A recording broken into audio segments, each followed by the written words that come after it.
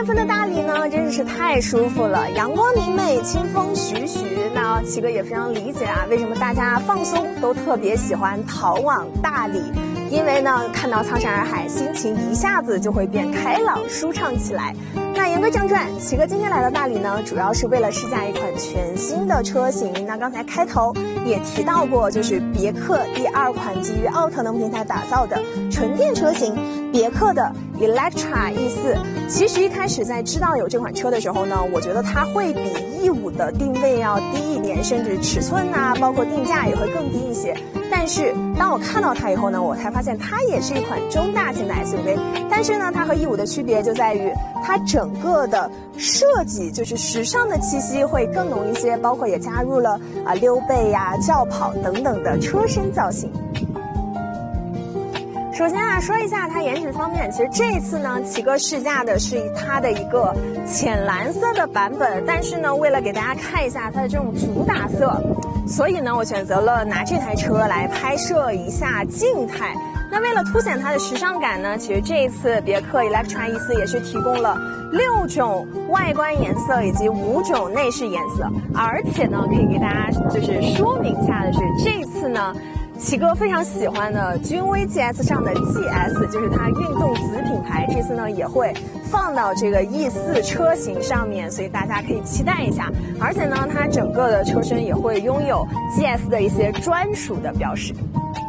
前脸方面呢，我们能看到它依旧采用的是别克最新的家族化的一个设计语言。当然，这套设计语言我们在世纪等等几款车型上已经见到过了。中间呢，依旧是最新的3色盾的一个 logo， 那两旁呢也是双飞翼的一个日间行车灯的设计。除此之外呢，它这个灯组呢也带有最近非常流行的一个呼吸点亮的效果，那该有的仪式感呢都是给到了的。车身侧面因为是一台轿跑 SUV， 虽然定位呢是中大型和E5一样，但是设计方面呢还是会有一些不同。比如说从整个的车身尺寸来看呢，其实它要比E5的宽度更宽，但是高度呢会更低一些，所以它奔跑起来的整个姿态会更好看一些。那除此之外呢，这台车的轴距2954，其实和E5也是一样的，配合这个大5座的空间呢，所以它内部的这个乘坐舒适度还是非常不错的。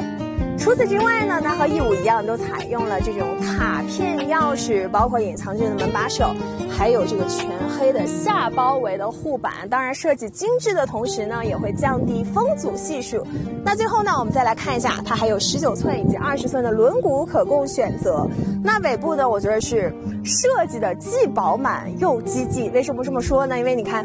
这儿是它的这个小尾翼，这儿还是小尾翼，这儿又突出了一块，就看上去呢就比较有这种视觉张力。包括它中间加装了这个黑色尾翼，确实很有这种运动质感。而且呢，整个灯组的旁边也是罩了一圈这种黑色的，我觉得非常的好看。其实整个内饰设计方面呢，其实 E4 和 E5 给我的感觉差不多，因为都是采用比较简约的一个设计，但是呢，用料还是非常用心且考究的。而且呢，其实这个 E4 我刚才说到有 GS 版本，那当然它的这个版本呢，在设计方面，包括在内饰的配色，包括采用了运动座椅，所以呢，整个会更加偏向运动一些。但是呢，像我们这种普通版本，就是它就是为了往舒适、往豪华、往有质感上面贴。那前面呢，依旧是一个双联30寸的6K 屏，那这边呢也依旧采用了一个怀档的设计。那这样设计的好处呢，就是显得整个中控会更加的整洁一些。而且不知道大家发现没有啊，今天齐哥在这个座舱里就会显得特别明亮。那答案呢就在上面，因为它采用了一个全景的穹顶天幕设计，长度呢是达到了1.76米，比齐哥都高，那宽度也是接近于1.2米的样子，所以呢这个看上去就会特别明亮。那除此之外呢，它的这个紫外线隔绝率是达到了99.9%。但是呢，如果你像在这种大理这种阳光很充足，包括这个日照时间很长的地方，长时间驾驶的话，我建议啊，你还是从头到尾把它这个装备好，否则呢，我觉得还是会一晒就黑的。最后呢，我们再说一下它的6K 屏。那大家都知道呢，其实这个和别克 Electra 1.5上采用的都是一款。那包括它的软硬件呢，都是非常顶级的。别克最新的eConnect操作系统，815的一个芯片，6K 的30寸的一个屏。那从功能性方面来说呢，我们能看到喜马拉雅、包括爱奇艺等等影音功能在都是有的。但是呢，奇哥最喜欢的也是强调了无数遍的，别克这个搭载了无线的一个 Apple CarPlay 的功能，真的是 YYDS， 这个真的是很好用。那最后呢，就是一个隐藏的一个功能，就是它其实拥有很多什么贴心有趣的一个小设计。其中呢有一个我觉得很好用，就是到达目的地预估电量的一个功能。这个呢也是直观的会给驾驶者，就是我这个还剩多少电量，我能跑多少公里。我觉得这个是非常贴心且有趣的一个设计。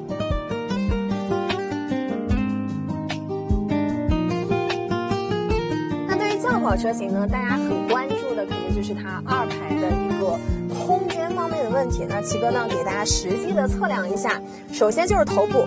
我把墨镜摘下来之后，我挺立着坐，基本上就是2拳还有腹足的一个距离，那腿部就更不用说了，对吧？大5座的一个中大型的一个布局，所以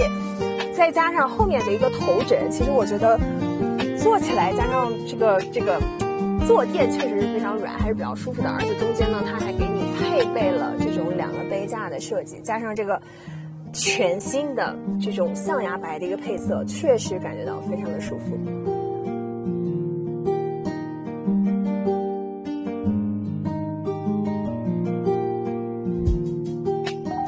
现在呢，来到了动态驾驶的部分。那其实呢，奇哥在试驾这台别克 Electra 1.4的时候呢，还没有上市啊。这台车我们算是抢先体验。但是呢，从目前已知的信息来说，其实它和 Electra 1.5呢都是拥有这个标准续航以及长续航，也分为2驱以及4驱的版本。那今天奇哥拿到的呢是一个普通版本续航的 Electra 1.4，所以它 CLTC 呢应该是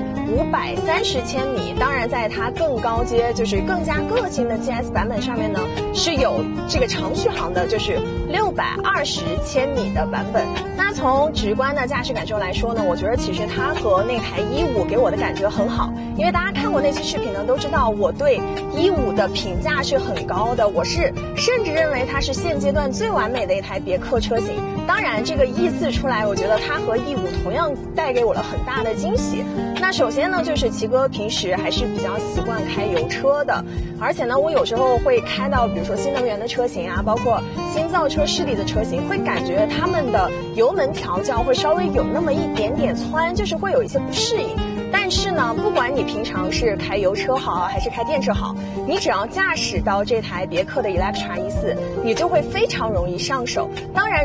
如果呢你很着迷，就是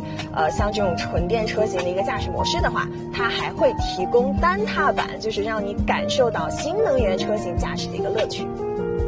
最后呢，来说一下它底盘悬架方面。那同样，它和1.5采用的都是一个前麦弗逊后5连杆的悬架。首先呢，这套悬架的这个造价还是非常贵的，这个大家都知道。那除此之外呢，就是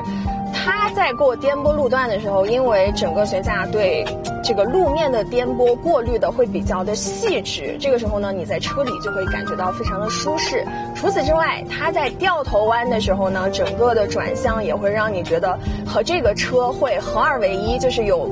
非常有驾驶乐趣的这种感觉。所以呢，如果你手握20多万，我猜的啊，价格它应该是和1.5差不多，因为它也是一台中大型的 SUV， 但是取向可能会有点不一样。所以如果你手握20多万，想要一台就是看上去外表也非常时尚，然后呢整个驾驶质感也非常好的话，欢迎来看一下别克 Electra 1.4。